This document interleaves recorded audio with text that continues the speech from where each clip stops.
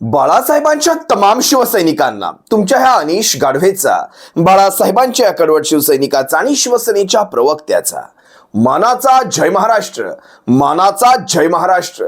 जर अजूनही शिवसेना एक वादळ या आपल्या हक्काच्या माध्यमाला शिवसैनिकांना सबस्क्राइब करायचं राहून गेलं असेल तर तुम्हा सर्व शिवसैनिकांना पुनश्च कळकळीची विनंती करतो। आता ताबडतोब शिवसेना एक वादळ आपण सर्वांनी लाखोंच्या संख्येने सबस्क्राइब ठेवावं।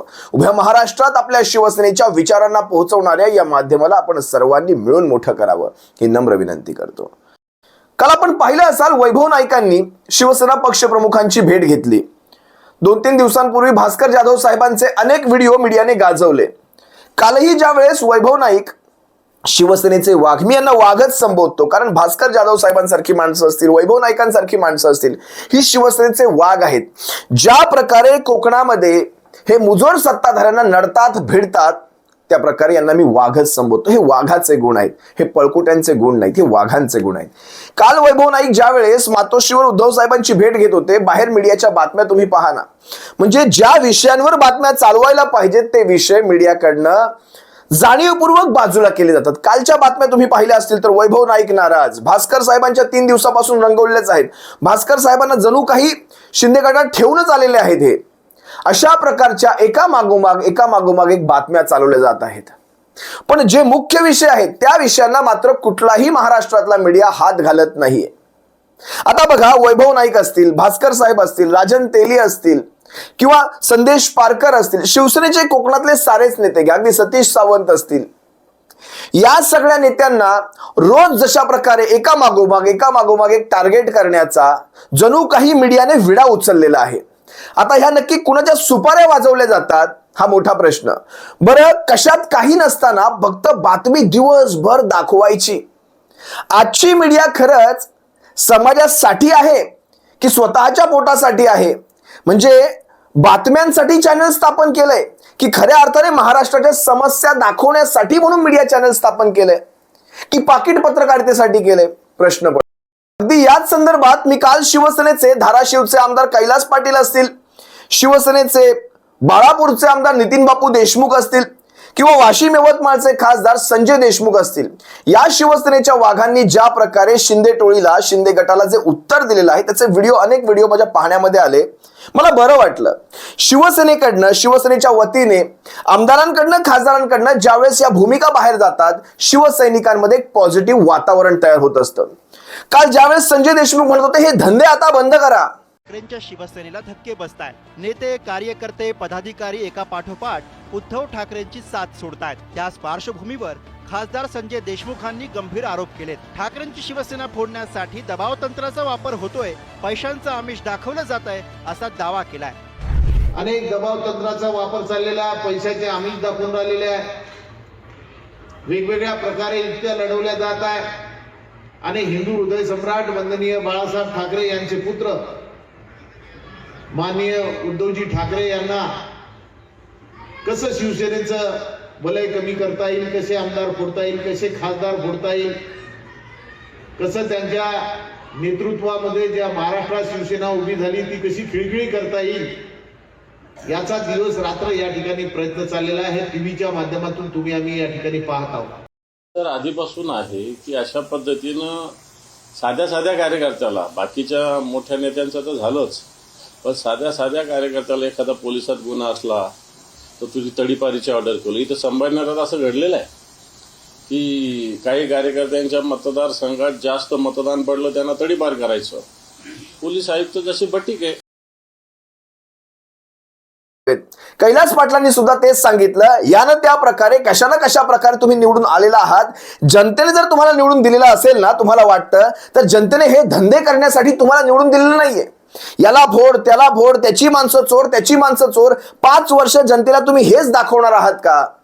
मग 5व्या वर्षाच्या शेवटाला अशीच एखादी पुन्हा योजना घेऊन यायची, महाराष्ट्राला भिकेला लावायचा, महाराष्ट्रात एक विकास काम करायचं नाही, 5 वर्षाचा पैसा जमा करायचा ह्या असल्या कामांचा आणि एखाद्या ठिकाणी योजना काढायची आणि पुन्हा सत्तेवर यायचं, हे असलेच धंदे आपल्याला करायचे आहेत का? कैलास पाटलांनी स्पष्टपणे सांगितलं, आता तुम्हाला विनंती करतोय, धंदे बंद करा आणि महाराष्ट्राच्या विकासावर फोकस करा।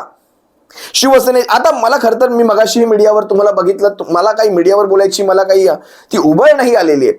पण पहा ना, आज एखादा म्हणजे मी अनेक विनोद पाहिले, म्हणजे आता मातोश्रीच्या बाहेर उभा असलेला एखादा व्यक्ती, म्हणजे जर शिवसेनेशी संबंध असेल नसेल माहिती नाही, पण तोही जाता जाता म्हणाला की मी चाललो, तर मीडिया त्याच्या मागे सुद्धा पळत सुटेल. व्यक्ती कोण माहित नाही, कुठल्या पदावर माहित नाही, कुठल्या जिल्ह्यातला माहित नाही, पण आजकाल कुणाचीही नावं उचलायची आणि मीडियावर म्हणजे अशी फोकस मध्ये आणायची. आज शिवसेनेतून याव गेले, आज शिवसेनेतून शिंदे टोळी त्याव गेले. किती कराल हे, कशासाठी करताय हे? काहीतरी त्याला एक मर्यादा असावी. आज खरंच नवल वाटतं मला, मीडियाने महत्वाचे विषय सोडूनच दिलेले आहेत.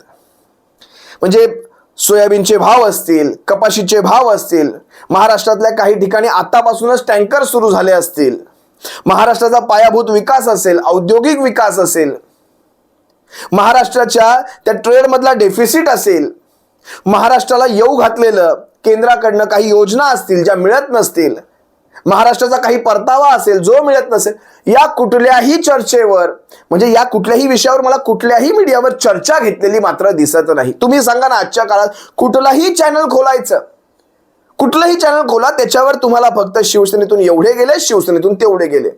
ज्या गोष्टीची शरम वाटायला हवी त्या गोष्टी आज अभिमानाने माजाने सांगितले जातात आणि मीडिया त्यांना साधा प्रश्न सुद्धा करत नाही. मग परदेशी मीडिया फार लाख पटीने चांगली, अगदी पंतप्रधानांना सुद्धा प्रश्न विचारल्याशिवाय सोडत नाहीत, तेही डोनाल्ड ट्रम्प समोर. त्यासाठीच इकडे ही माणसं, त्यासाठीच इकडे कुठलीही पत्रकार परिषद घेत नाही. तुम्ही आठवा ना, नरेंद्र मोदींनी कुठली पत्रकार परिषद घेतली? काल ते टेलिप्रॉम्प्टर कुठेतरी बंद झाला असणार, त्यामुळे विचारलेला प्रश्न वेगळाच, आणि आम्ही वसुदैव कुटुंबकम, आम्ही सगळ्या जगाला आपला परिवार मानतो, विषय काय होता वेगळाच, यांचं उत्तर वेगळंच सुरू झालं. आणि अचानक कुठेतरी टेलिप्रॉम्प्टर चालू झाला असेल, मग आले उत्तर द्यायला की अरे ऐसे वैयक्तिक टिप्पणियों पर दो मुल्कों के राष्ट्राध्यक्ष ना कभी मिलते हैं, ना बैठते हैं, ना बात करते. काल मी तुम्हाला दाखवला तो व्हिडिओ. ज्यांनी कोणी बघितला नसेल त्यांनी जाऊन बघा. डोनाल्ड ट्रम्प आणि नरेंद्र मोदींची ती संयुक्त पत्रकार परिषद, त्यात त्यांनी कशा प्रकारे हातवारे करून ते पत्रकारांना उत्तर दिलेली आहेत, तुम्ही पहा. असो, या सगळ्या विषयांवर आपण वेळोवेळी आवाज तर उचलणार आहोत. महाराष्ट्राच्या जनतेमध्ये अवेअरनेस तयार करणार आहोत की यांना तुम्ही नेमकं, जर तुम्ही यांना मत दिलं असेल तर नेमकं कशासाठी दिलं, हा प्रश्न तुम्ही त्यांना विचारणार आहात का? यांना ह्या फोडाफोडी करण्यासाठी तुम्ही 5 वर्षांची ही मुभा दिलेली आहेत का? हा प्रश्न तुम्ही विचारणार आहात का? की 5 वर्षात हाच नंगा नाच आम्हाला दाखवायचा आहे? 5 वर्षात भविष्यामध्ये आम्ही जेव्हा 5व्या वर्षाच्या उत्तरार्धाला येऊ त्यावेळेस आम्हाला हेच बघायचंय का, चला आमचं टार्गेट पूर्ण झालं, आम्ही शिवसेनेतनं एवढी माणसं घेतलेली आहेत, त्यासाठी तुम्ही आम्हाला निवडून दिलं होतं? हे सगळे प्रश्न विचारा. भले तुम्ही शिवसैनिक असाल नसाल, भले तुम्ही शिवसेनेचे मतदार असाल नसाल, महाविकास आघाडीचे असाल नसाल, पण एक वैयक्तिक एक मतदार म्हणून ज्या अर्थाने तुम्ही कोणाही बघा, तुम्ही सर्वसामान्य जनता, तुम्ही ना त्यांचे ना तुम्ही ना आमचे असे समजा, तुम्ही एक मतदार आहात, तुम्ही विकास म्हणून समजा त्यांना निवडून दिलेला आहे, तर तुमच्या मनामध्ये अपेक्षित असलेला विकास हा त्यांनी केलेला आहे का, किंवा तशा प्रकारची करण्याची त्यांच्या मनामध्ये तुम्हाला ती दानत दिसते का? आत्तापासून दिसते का? जवळपास आता 6-7 महिने होऊन गेले, त्यात 1% तरी सुरुवात व्हायला पाहिजे. मग तो 1%ची सुरुवात तुम्हाला खरंच दिसते का, असा प्रश्न नक्कीच तुम्ही विचारा. आणि दिसत असेल तर सोडून द्या, आम्ही तुम्हाला काही म्हणणार नाही, पण आंधळे भक्त मात्र कोणी होऊ नका. ज्याला आम्ही अंधभक्त असं म्हणतो, अंधभक्त यांचे कोणी होऊ नका. इतकीच प्रार्थना करतो आणि तुम्हा सर्वांची रजा घेतो. सप्रेम जय महाराष्ट्र बाळासाहेबांच्या शिवसैनिकांनो. जय महाराष्ट्र.